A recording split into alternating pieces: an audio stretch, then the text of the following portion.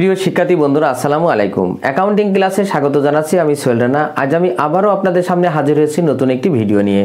আমার আজকের ভিডিওর বিষয় হলো একাদশ ও দ্বাদশ শ্রেণীদের হিসাব বিজ্ঞান প্রথম পত্রের প্রথম অধ্যায় হিসাবের বৈষম্য থেকে।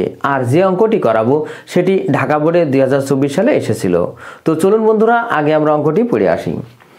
মিস হাওয়া একজন স্থপতি।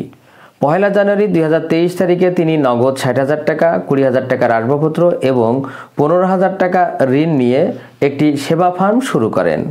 উক্ত মাসে লেনদেনগুলো নিম্নরূপ। এরপর দেখেন 2023 সালের কিছু লেনদেন দেওয়া আছে। এরপর করণীয় কতে বলা হয়েছে প্রারম্ভিক মূলধনের পরিমাণ নির্ণয় করো। তো প্রারম্ভিক মূলধনের পরিমাণ নির্ণয় করতে হলে আমাদের দুইটি বিষয় মাথায় রাখতে হবে। একটা হলো যদি উদ্বৃত্ত আকারে দেওয়া থাকে তাহলে একরকম, আর যদি এইমাত্র ব্যবসা শুরু করে অর্থাৎ ব্যবসা শুরু করার তথ্য দেওয়া থাকে তাহলে আর এক রকম। যদি উদ্বৃত্ত দেওয়া থাকে তাহলে সম্পদ থেকে দায় বাদ দিলে আমরা মূলধনের পরিমাণ পেয়ে যাব। আর যদি এইমাত্র শুরু করে ব্যবসা তাহলে মনে রাখতে হবে মালিক তার নিজস্ব তহবিল থেকে যা যা নিয়ে আসবে সেগুলো যোগ করে এখানে মূলধনের পরিমাণ নির্ণয় করতে হবে। তবে এখানে দেখেন দুইভাবে মূলধনের পরিমাণ নির্ণয় করা যায়। এই অঙ্কটির ক্ষেত্রে আমি দুইভাবেই আপনাদেরকে দেখাবো।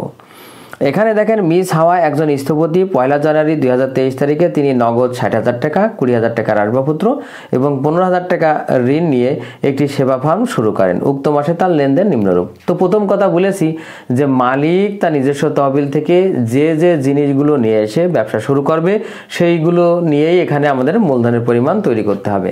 তো মালিক এখানে নিয়ে আসতে পারে নগদ টাকা, নিয়ে আসতে পারে আসবাবপত্র, নিয়ে আসতে পারে পণ্যদ্রব্য ইত্যাদি। তো আমরা দেখেন এখানে মালিক আমাদের নিয়ে আসছে হলো নগদ টাকা 60,000। তাহলে আমরা এখানে লিখবো নগদ 60,000 টাকা। এরপর দেখেন নিয়ে আসছে হলো আসবাবপত্র 20,000 টাকা। তাহলে আমরা এখানে লিখবো আসবাবপত্র 20,000 টাকা। তার মানে আর পরে আছে যে এবং 15,000 টাকা ঋণ নিয়ে ব্যবসা শুরু করেন। তো এখন দেখেন এই 15,000 টাকা ঋণ তো তার নিজস্ব তহবিল থেকে নিয়ে আসছে না, এই জন্য ঋণটা আসবে না, বাইরের একজন ব্যক্তির কাছ থেকে তিনি ঋণ নিয়ে আসছে। তাহলে আমাদের এই দুই আইটেম যোগ করে আমাদের এখানে 80,000 টাকা হবে, যেটা আমাদের প্রারম্ভিক মূলধন। এবার দেখেন আমি এখানে অথবা দিয়ে আর একটা নিয়মে আপনাদেরকে দেখাবো। সেটি হলো দেখেন এখানে মালিক কি নিয়ে আসছে নগদ টাকা। তাহলে একটা হলো নগদান। তো দেখেন নগদ টাকা তিনি নিয়ে আসছে 60,000 টাকা। তাহলে আমরা নগদান 60,000 লিখলাম। এখানে আমাদের আরেকটু কাজ আছে। এরপরে দেখেন তিনি নিয়ে আসছেন কি আসবাবপত্র। তাহলে আমরা এখানে আসবাবপত্র বলে লিখলাম। আসবাবপত্র আমাদের এখানে 20,000 টাকা। আমরা একবারে এই 20,000 টাকা এখানে লিখলাম। দেখেন নগদ যে 60,000 টাকা পাশে আমি প্লাস দিয়ে রেখেছি, তার মানে যোগ চিহ্ন দিয়ে। পরে দেখেন বলা হয়েছে 15,000 টাকা ঋণ নিয়ে একটি ফার্ম শুরু করেন। তো এই 15,000 টাকা ঋণটা দেখেন একবার যদি আমরা এখানে নগদে যোগ করি, যেহেতু ঋণ নিয়ে আসলাম আমরা নগদ টাকা শামিল, তার মানে এটা আমাদের একটা সম্পদ হিসাবে আমরা এখন দেখাচ্ছি। তাহলে নগদের সাথে এটা যোগ হলো। যে ঋণ নিয়ে আসলাম সেটা কিসের মাধ্যমে নিয়ে আসলাম? নগদে।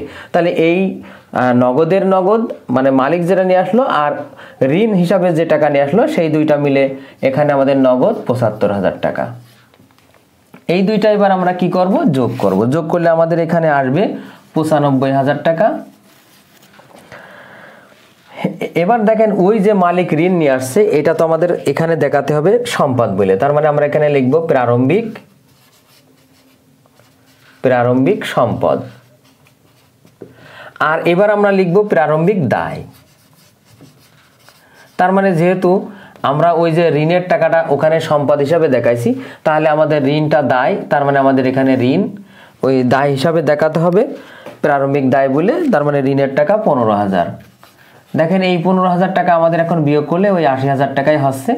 তার মানে সহজে যদি আমি মনে করি যে আমরা এইভাবে না এইভাবে করব তাও হবে, এইভাবে করলেও হবে। তবে এইভাবে করলে আমার মনে হয় সহজ, যে মালিক তার নিজস্ব তহবিল থেকে যা যা নিয়ে আসবে সেইগুলো যোগ করলেই তার প্রারম্ভিক মূলধনের পরিমাণ বের হবে।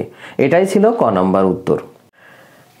এবার দেখেন খতে বলা হয়েছে যে লেনদেনগুলো জাবেদা দাখিলা দাও।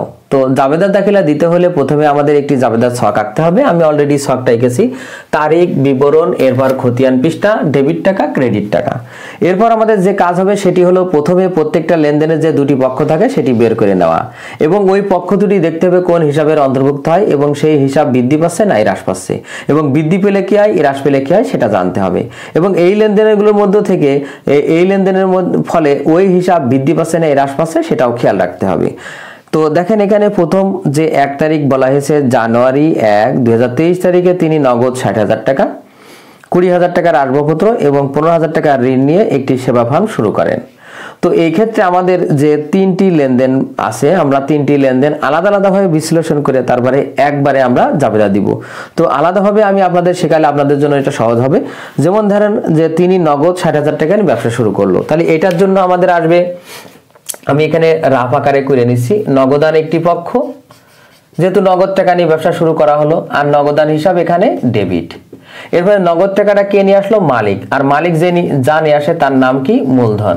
আর মূলধন বৃদ্ধি পেলে কি হয়? ক্রেডিট। তাহলে এই লেনদেনের ফলে আমাদের এখানে কি আছে? মূলধন বৃদ্ধি পাচ্ছে, তাই মূলধন হিসাব ক্রেডিট।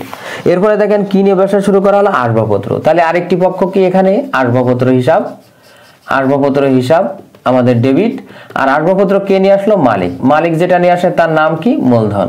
তাহলে এখানে আমাদের মূলধন আরেকটি পক্ষ, যেটি মূলধনের পরিমাণ বৃদ্ধি পাচ্ছে, তার মানে মূলধন বৃদ্ধি পেলে ক্রেডিট। এরপরে কি নিয়ে ব্যবসা শুরু করা হলো? ঋণ নিয়ে। তাহলে মনে রাখবেন ঋণটা কিসের মাধ্যমে নিয়ে আসা আছে? নগদে। তাহলে একটি হলো নগদান, যেটি আমার সম্পদ বৃদ্ধি পাচ্ছে, ডেবিট। যেহেতু আমি ঋণ নিয়ে আসছি নগদ টাকার মাধ্যমে, তাহলে আমার নগদ টাকা বৃদ্ধি পাচ্ছে, তাই সম্পদ বৃদ্ধি পেলে ডেবিট। আরেকটি হলো ঋণ হিসাব। ঋণ হিসাব, এখানে ঋণ আমাদের দায়, ঋণ দায় বৃদ্ধি পেলে আমাদের কি হবে? ক্রেডিট। এখন দেখেন আমরা এখানে নগদান ছিল আমাদের 60,000, এখানেও আমাদের মূলধন 60,000, এখানে আসবাবপত্র আমাদের 20,000, আমরা টাকা পাশে লিখে রাখছি। এরপরে নগদ যে ঋণ নিয়ে আসলাম সেটা আমাদের এখানে 15,000, আর এখানে আমাদের 15,000। এইবার দেখেন আমাদের এখানেও নগদান আছে, এখানেও নগদান আছে। আমরা এই দুইটা নগদান একবারে আমরা যখন জাবেদা করব 2023 জানুয়ারি 1, এখানে আমাদের নগদান হিসাব ডেবিট, আমরা একবারে টাকা লিখব 75,000, 60,000 আর এই 15,000। তার মানে এই নগদান আর এই নগদান দুইটাই যেহেতু ডেবিট, আমরা একবারে 60,000 আর 15,000 75,000 টাকা ডেবিট লিখলাম। এরপরে দেখেন আমাদের আসবাবপত্র আছে, আমরা আসবাবপত্র লিখলাম, আসবাবপত্র হিসাব ডেবিট আমরা লিখলাম। আসবাবপত্র এখানে আমাদের 20,000, আমরা 20,000 টাকায় লিখলাম, তার মানে আমাদের আসবাবপত্র চলে গেল। এরপরে দেখেন মূলধন এখানে ক্রেডিট আছে, এখানেও ক্রেডিট আছে, তাহলে 60,000 আর 20,000 80,000। তাহলে আমরা এখানে একবারে মূলধন হিসাব, এখানে আমরা ক্রেডিট লিখব, এই যে 60,000 আর 20,000, তার মানে আমাদের 80,000 টাকা। তাহলে এখানে থাকে কি? ঋণ হিসাব। তাহলে আমরা এই মূলধন চলে গেছে, এরপর আমরা ঋণটা লিখব, ঋণ দায় হিসাব, আমাদের দায় বৃদ্ধি পাচ্ছে, তার মানে ঋণ হিসাব আমাদের এখানে ক্রেডিট। তার মানে আমরা একজনের কাছ থেকে ঋণ নিয়েছি, তার মানে আমাদের ঋণের পরিমাণ বাড়লো। এরপরে আমাদের ব্যাখ্যা লিখতে হবে, যেহেতু নগদ, আসবাবপত্র ও ঋণ নিয়ে ব্যবসা শুরু করা হলো, মানে যত সহজে আর কি ব্যাখ্যাটা দেওয়া যায় আপনারা দিয়ে দেবেন। আমরা নিচের গুলো মুছে দিই। এইভাবে বিশ্লেষণ করে জাবেদা করলে আমার মনে হয় সহজ হবে। এবার দেখেন পরের লেনদেনটি 2 তারিখে বলা হয়েছে ধারে সেবা প্রদান। কি প্রদান? সেবা। কিসের মাধ্যমে? ধারে। মনে রাখবেন কারোর নিকটে ধারে সেবা দিলাম, তার মানে আমরা তার কাছে টাকা পাবো, আর আমরা যার কাছে টাকা পাবো তাকে দেনাদার বলা হয়। মনে রাখবেন বিক্রয় এবং সেবা প্রদানের মাধ্যমে যদি আমরা কারো কাছে টাকা পেয়ে থাকি তাকে আমরা প্রাপ্য হিসাব বলে থাকি। তাহলে আমাদের এখানে দুটি পক্ষ, একটি হলো প্রাপ্য হিসাব আর একটি হলো কি? সেবা আয়। এখন দেখতে হবে এই প্রাপ্য হিসাব আমাদের সম্পদ, এই লেনদেনের ফলে আমার এই সম্পদ বৃদ্ধি পাচ্ছে, তাই প্রাপ্য হিসাব ডেবিট। আর আমাদের সেবা আয়, আয় হিসাব, এই লেনদেনের ফলে আমার আয়ও বৃদ্ধি পাচ্ছে, তাহলে আমাদের সেবা আয় এখানে ক্রেডিট। তাহলে আমরা এখানে জানুয়ারি 2 প্রাপ্য হিসাব ডেবিট। মনে রাখবেন প্রাপ্য হিসাব লিখলেও হবে, দেনাদার হিসাব লিখলেও হবে। আমরা প্রাপ্য হিসাব লিখি, প্রাপ্য হিসাব ডেবিট, আর সেবা আয় আমাদের এখানে আয় বৃদ্ধি পাচ্ছে, তাই ক্রেডিট। টাকা হবে 20,000 টাকা। দেখেন এখানে আরেকটি কথা, এখানে আমাদের জাবেদা করতে বলা হয়েছে কিন্তু ব্যাখ্যার কোনো কথা বলা হয়নি। মনে রাখবেন, যদি বলে ব্যাখ্যার প্রয়োজন নেই তাহলে আমরা ব্যাখ্যা দিব না, আর যদি কোনো কথা বলা না থাকে অবশ্যই ব্যাখ্যা দিতে হবে।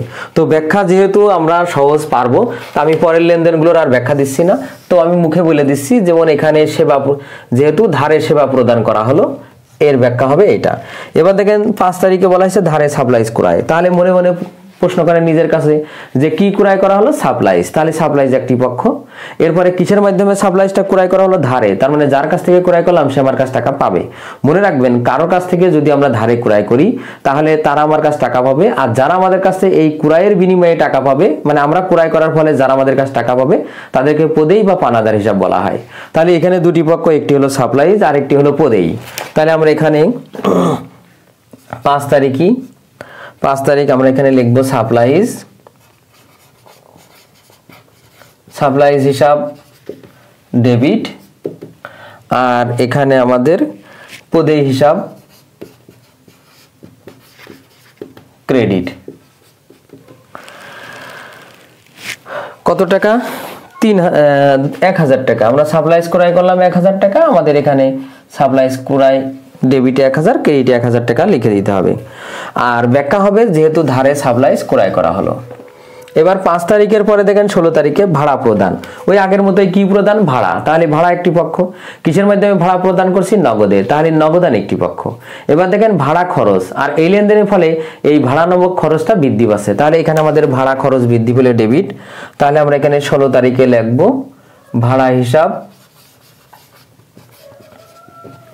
ডেবিট, আর নগদান হিসাব ক্রেডিট। আর ব্যাখ্যা হবে যেহেতু ভাড়া প্রদান করা হলো, তাহলে ভাড়া কত? 3000 টাকা। আর ব্যাখ্যা হবে যেহেতু ভাড়া প্রদান করা হলো। এবার দেখেন 16 পরে 31 তারিখ ঋণ পরিশোধ করা হলো। কি পরিশোধ? ঋণ। তাহলে ঋণ একটি পক্ষ। কিসের মাধ্যমে ঋণটা পরিশোধ করলাম? নগদে। তাহলে নগদান আর একটি পক্ষ। মনে রাখবেন, ঋণটা আমার এখানে দায়, যখন আমি ঋণ পরিশোধ করছি তখন আমার দায় হ্রাস পাচ্ছে। তাহলে দায় হ্রাস পেলে কি হয়? ডেবিট। তাহলে আমাদের এখানে 31 তারিখে ঋণ হিসাব ডেবিট, আর অপরপক্ষে আমাদের নগদান হিসাব ক্রেডিট। যেহেতু আমাদের এখানে নগদ সম্পদ হ্রাস পাচ্ছে, আর সম্পদ হ্রাস পেলে কি হয়? ক্রেডিট। কত টাকা? 4500 টাকা।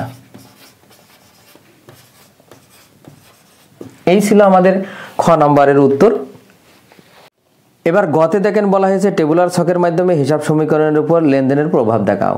তো হিসাব সমীকরণের উপর লেনদেনের প্রভাব দেখাতে বলা হলে প্রথমে আমাদের একটি ছক লাগবে। ছকে থাকবে, দেখেন আমরা জানি হিসাব সমীকরণটি হলো এ সমান এল প্লাস ওই। এতে অ্যাসেট সম্পদ, এল এ লায়াবিলিটিস দায়, আর ওইটি অনার সিকিউরিটি মালিকানা সত্ত্ব।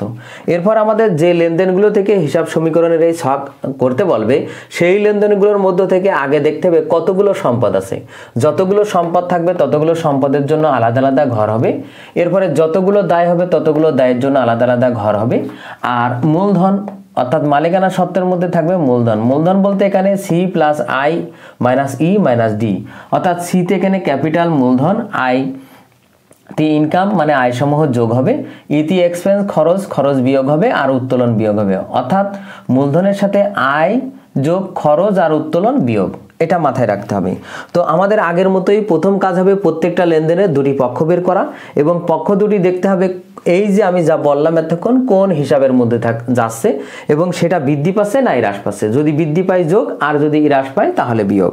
তো এখানে দেখেন প্রথমে আমরা 2023 এটা লিখি। এরপরে জানুয়ারি 1, দেখেন জানুয়ারি 1 তারিখে বলা হয়েছে মালিক যে 1 তারিখে ব্যবসা শুরু করে নগদ 60,000 টাকা এবং 20,000 টাকার আসবাবপত্র এবং 15,000 টাকার ঋণ নিয়ে। তাহলে এর ফলে আমাদের নগদ টাকা বৃদ্ধি পাচ্ছে। নগদ টাকা আমাদের বৃদ্ধি পাচ্ছে, ঋণের 15,000 আর নগদের 60,000, একবারে 75,000। এটা আমি জাবেদার মাধ্যমে আপনাদেরকে বুঝিয়েছি। এরপরে আসবাবপত্র বৃদ্ধি পাচ্ছে আমাদের 20,000, আর আমাদের ঋণ বৃদ্ধি পাচ্ছে আমাদের 15,000, যেহেতু আমরা ঋণ নিয়েছি। আর এবার আমরা মূলধনের ঘরে আমরা লিখব, মনে রাখবেন এই দুইটা সম্পদ যোগ করে এই ঋণটা বাদ দিলে আমরা মূলধন পাবো। এছাড়াও মালিক যে 60,000 টাকা নগদ নিয়ে আসছিল আর আসবাবপত্র 20,000 টাকা নিয়ে আসছিল, এই দুইটা জিনিস মালিক নিয়ে আসছিল, তার মানে তার বিপরীতে যে মূলধন, সেই মূলধনে আমাদের এখন হবে 80,000 টাকা। অথবা আপনি এইভাবেও করতে পারেন, এই দুইটা যোগ করে এই ঋণটা বাদ দিলে মূলধন পাওয়া যাবে। তাহলে কি হলো, নগদ টাকা বৃদ্ধি পাচ্ছে যোগ, আসবাবপত্র বৃদ্ধি পাচ্ছে যোগ, ঋণ বৃদ্ধি পাচ্ছে যোগ, আর ঋণের বিপরীতে নগদ বৃদ্ধি পাচ্ছে সেটাও নগদের সাথে যোগ। আর এই নগদ আর আসবাবপত্র মিলে কারবারের মূলধন আর মূলধনও বৃদ্ধি পাচ্ছে তাই যোগ। এবার দেখেন 2 তারিখে বলা হয়েছে যে ধারে সেবা প্রদান। কি প্রদান? সেবা। কিসের মাধ্যমে? ধারে। মনে রাখবেন ধারে সেবা দেওয়া আর ধারে বিক্রয়ের ফলে যদি আমরা কারো কাছে টাকা পেয়ে থাকি তাকে আমাদের প্রাপ্য হিসাব বলা হয়। প্রাপ্য হিসাব সম্পদ এখানে বৃদ্ধি পাচ্ছে, তাহলে প্রাপ্য হিসাবে যোগ হবে। তার মানে জানুয়ারি 2 তারিখে আমরা প্রাপ্য হিসাব এখানে আমাদের 2000 টাকা বৃদ্ধি পাচ্ছে, তাহলে প্রাপ্য হিসাবে আমরা 20,000 টাকা 20,000 টাকা যোগ করলাম। আর এই প্রাপ্য হিসাব কিসের বিনিময়ে আমরা প্রাপ্য হিসাব আসছে? সেবা দানের বিনিময়ে। তার মানে আমাদের আরেকটি পক্ষ হলো সেবা আয়, আর সেবা আয় যেহেতু আয় হিসাব আর আয় হলে মূলধনের সাথে যোগ হবে, তাই আমরা এখানে মূলধনের সাথে যোগ করে নিলাম। এরপরে দেখেন আমাদের 16 তারিখে বলা হয়েছে